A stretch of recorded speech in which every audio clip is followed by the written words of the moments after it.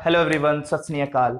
So last topic में मैंने last video में आपसे डिस्कस किया था टू पोलैरिटी के कैसे एंड हुआ था, दो ध्रुवीयता का किस तरीके से एंड हुआ था। उसी पार्ट को थोड़ा सा मैं कंटिन्यू करके और थोड़ा सा आज के टॉपिक में आपको अमेरिका के हेगेमनी के बारे में, यूएसए के हेगेमनी के बारे में, मींस वर्चस्व के बारे में, वर्चस्व का अर्थ बताऊंगा और किस तरीके से अमेरिका ने अपने वर्चस्व को कायम किया, किस तरीके से किया, वो भी डिस्कस करूंगा। उसके अलावा मुझे ये भी डिस्कस करना है कि भारत और रशिया के बीच में क्या संबंध रहे उस टाइम पे भी और आज के बीच में, दोनों सिनेरियो मुझे डिस्कस करना है। तो लास्ट वीडियो में मैंने डिस्कस कर लिया था किस तरीके से कि टू पोलैरिटी को एंड किया गया था, उसके रीजंस क्या थे, कारण क्या थे उसके एंड होने के, और उसके कॉन्सिक्वेंसेस क्या हुए कि कोल्ड वॉर खत्म हो गया, अमेरिका एक बहुत बड़ी पावरफुल शक्ति बन गया, ठीक है, नए स्टेट फॉर्मेशन हुए जो इंडिपेंडेंट हुए थे यूएसएसआर से। उसके अलावा अगर देखा जाए तो पावरफुल बन गए, ठीक है, America economical, socially, culturally, everything में वो अपने पावरफुल स्टैब्लिश कर चुका था ना। इस वीडियो में मेरा जो मेन मोटिव होगा वो कवर करने का, वो कुछ इस प्रकार से होगा कि मैं सबसे पहले आपको डिस्कस करूंगा नाउ जब एंड कर दिया, जब सोवियत संघ का परिणाम हो गया, सोवियत संघ के अंत होने का परिणाम भी पता चल गया, तो अब अमेरिका ने एक मॉडल दिया था, अमेरिका ने, जिसको हम कहते हैं शॉक थेरेपी। एक मॉडल दिया था जिसका नाम था शॉक थेरेपी, ठीक है। अमेरिका ने ये मॉडल, बेसिकली क्वेश्चन आता है कि किसने मॉडल दिया था, तो बेसिकली ये आईएमएफ ने दिया था। अमेरिका की हेल्प से आईएमएफ ने एक मॉडल दिया था जिसका नाम था इंटरनेशनल मॉनेटरी फंड, अंतरराष्ट्रीय मुद्रा कोष, ठीक है। इसकी हेल्प से ये एक मॉडल दिया गया जिसका नाम था, जिसका मतलब ये था कि आघात पहुंचाकर उपचार करना, मतलब बिल्कुल समझिएगा ध्यान से कि पहले अमेरिका ने क्या करा कि सोवियत संघ को तोड़ दिया पूरी तरीके से, खत्म कर दिया पूरी तरीके से, और फिर उसने क्या करा कि वो कहते हैं ना, पहले चोट मारना और फिर बाद में उसकी पट्टी वट्टी करना और मलहम वगैरह लगाना, ये अमेरिका का काम था। तो अमेरिका ने क्या करा, एक मॉडल दिया, इस मॉडल को आईएमएफ के थ्रू उसने दिलवाया, और इसका मेन मोटिव कुछ इस तरीके से था कि जो समाजवाद था, जो कम्युनिज्म था, जो फैला हुआ था ऑलरेडी सोवियत संघ में, उसको तो अब अंत हो गया, क्योंकि सोवियत संघ अंत हो गया, यूएसएसआर खत्म होगा, टू पोलैरिटी खत्म हो गई, तो अब उसकी आइडियोलॉजी जो एग्जिस्ट कर रही है उसको पूरी तरीके से खत्म किया जाए। मेन मोटिव था ये मॉडल देने का आईएमएफ के थ्रू अमेरिका का, तो ये रीजन था ना। इस मॉडल के कॉन्सिक्वेंसेस क्या हुए थे, परिणाम क्या क्या हुए थे, तो सिंपल सी बात है, इकोनॉमी पे बहुत ज्यादा इफेक्ट पड़ा था, ठीक है, इकोनॉमी पे इफेक्ट पड़ा था। इसके अलावा जो यूएसएसआर की करेंसी थी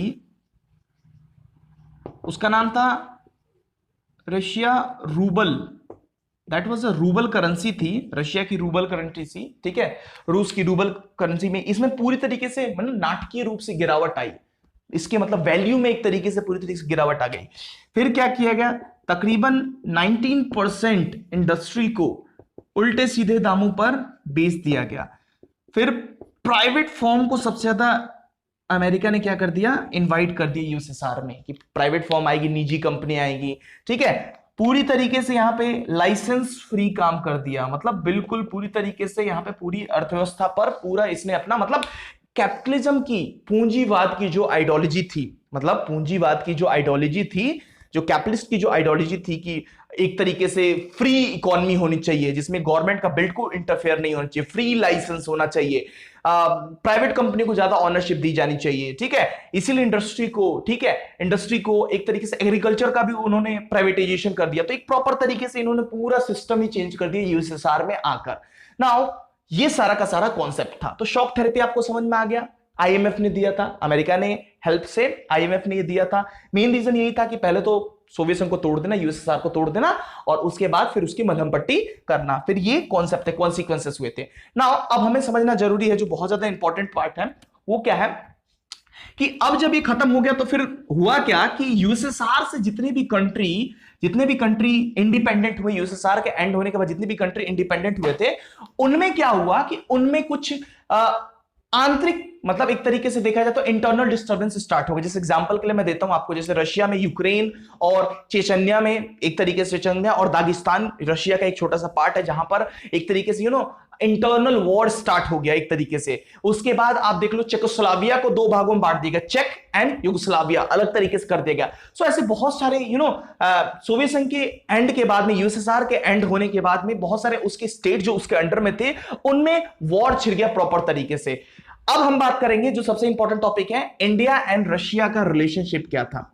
इंडिया एंड रशिया का रिलेशन क्या था उस टाइम पर और इस टाइम पर क्या रिलेशन है, दोनों सिनेरियो में बात करूंगा। उस टाइम पे भी सिनेरियो में बात करूंगा और इस टाइम के सिनेरियो में भी बात करूंगा। तो सिंपल सी बात है, पहला पॉइंट, दोनों का सपना है कि हम बहुध्रुवीय विश्व बने, दोनों पावरफुल बने। ठीक है, हमें अभी एट प्रेजेंट हमें पता है कि रशिया सिक्योरिटी काउंसिल में मेंबर है, परमानेंट मेंबर है, इंडिया नॉन परमानेंट मेंबर है। ठीक है, सो दोनों का सपना क्या है कि बहुध्रुवीय विश्व का सपना, बहुध्रुवीय विश्व का सपना। ठीक है, आप देखिए मतलब मल्टीपोलैरिटी बनना चाहते, दोनों की इच्छा है कि हम पावरफुल बने। ठीक है, ओके, नेक्स्ट है,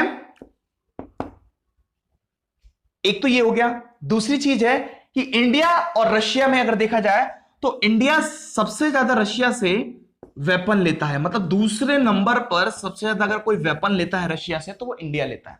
ठीक है, नेक्स्ट पॉइंट अगर हम देखा जाए तो हुआ क्या था कि अगर आप देखोगे तो उसके बाद से क्या हुआ था, व्हाट वाज द कॉन्सेप्ट 2001 में अगर देखा जाए तो लगभग 2001 में क्या हुआ था, ये कॉन्सेप्ट आया था 2001 में। क्या हुआ था कि 2001 में लगभग देखा जाए तो द्विपक्षीय समझौता हुआ था रशिया से।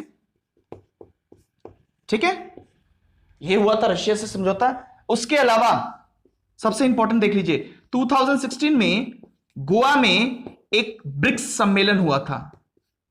ब्रिक्स, बी से ब्राजील, आर से रशिया, आई से इंडिया, सी से चाइना, एस से साउथ अफ्रीका। ठीक है, ब्रिक्स समझौता हुआ था 2016 में दिसंबर में गोवा में। सो इसमें इंडिया और रशिया के बीच में काफी अच्छे संबंध हुए, जिसमें प्रधानमंत्री नरेंद्र मोदी और रशिया के राष्ट्रपति व्लादिमीर पुतिन के बीच में काफी अच्छे संबंध बने और इन्होंने यहां पे लगभग 17 एग्रीमेंट करे जो प्रॉपर तरीके से सिक्योरिटी को लेकर था। ठीक है, इकोनॉमिकल था, एटॉमिक एनर्जी को लेकर था। ठीक है, मतलब वेपन से रिलेटेड था, सारे इन्होंने वो करे।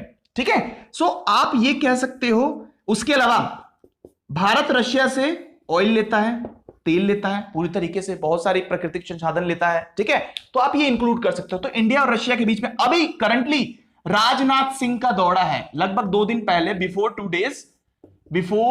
Two days Rajnath Singh, defence minister जो भारत के रक्षा मंत्री है, उन्होंने रशिया का दौरा किया है। कहीं ना कहीं वो भी वेपन्स के लिए एक संबंध बनाने के लिए, डिफेंस के मामले में संबंध बनाने के लिए। तो हम ये कह सकते हैं कि यूएसएसआर के एंड होने के बाद भी हमारा जो रिलेशन था रशिया को लेकर, इट वाज टू गुड और बहुत अच्छा तरीके से था ना। ये सारा अगर टॉपिक क्लियर हो गया होगा तो मैं फर्दर थोड़ा सा इसको डिस्कस करूंगा दैट कि अब अमेरिका की हेगेमनी किस तरीके से आगे बढ़ी, उसके बारे में हम डिस्कस करूंगा। मैं नेक्स्ट पार्ट में कोशिश करूंगा कि मैं अमेरिका की हेगेमनी को भी अच्छी तरीके से क्लियर कर सकूं। तो थोड़ा सा मैं शॉर्ट डिस्क्रिप्शन देता हूं कि नेक्स्ट पार्ट में मैं अमेरिका की हेगेमनी को क्लियर करूंगा कि अमेरिका ने कैसे अपना वर्चस्व बढ़ाया। वर्चस्व का अर्थ क्या होता है, ठीक है, अंतरराष्ट्रीय स्तर पर सैन्य रूप से, आर्थिक रूप से, सामाजिक रूप से, राजनीतिक रूप से, सांस्कृतिक रूप से अगर एक ही केंद्र बन जाए, मींस अमेरिका वर्चस्व, उसने अपना दबदबा कायम कर लिया अंतरराष्ट्रीय स्तर पर। उसके बारे में डिस्कस करूंगा मैं। डिफरेंट ऑपरेशंस के बारे में डिस्कस करूंगा, जो आपके डिफरेंट ऑपरेशन जैसे इंड्यूरिंग फ्रीडम, इराकी फ्रीडम,